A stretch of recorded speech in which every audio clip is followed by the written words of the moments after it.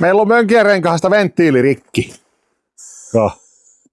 Niin kokeillaan saataisiin sitä vähän irti tuota ja vaihdettua sinne venttiiliin.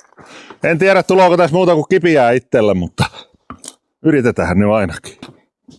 Ei se nyt niin maata, että se nyt lähtee vaan katsomalla, mutta... Oho! Oho!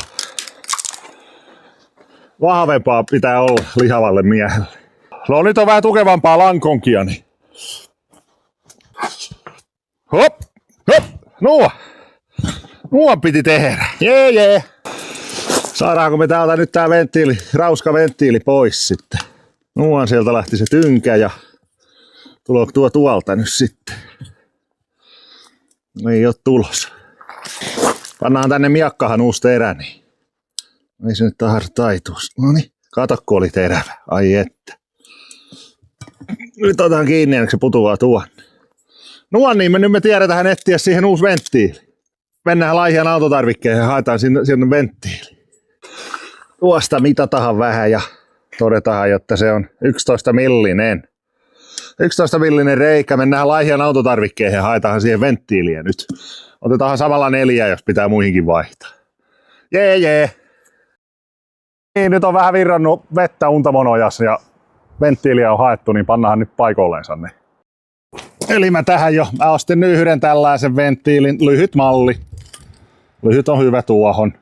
11,3 vai mitä se on tämä. Tuo. Ja sitten on vähän työkalua. Eiköhän panna se nyt sinne. Toivottavasti tää on oikea tähän. Ja tämähän on tällainen, mihin on tuo sama kierre kuin tuossa hatussa, eikä? Vedetään nyt. Nuo se nyt vedetti. Oli vissiin oikea tähän. Ilman rasvaa. Sitten vähän bloosatahan tuolta. Vähän tuolta bloosataan moskaa pois, eikö? Kokeillaan nyt saadaanko me nousemaan. Vielä vähän.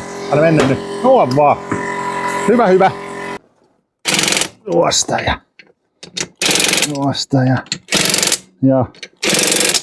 Jee. Taas on eheä rengas siellä. Täällä olisi vähän Polaris OEM-osaa. Mitä mieltä, pitäisikö näistä tehdä oikein video? Täällä on ykkösvariaattoriin nuo liukupalat kulkaa. On. Ihan on Polaris kamaa tosiaan. Pannaanko liukupalat sinne jonakin videolla? Laittakaa kommenttia. Jee.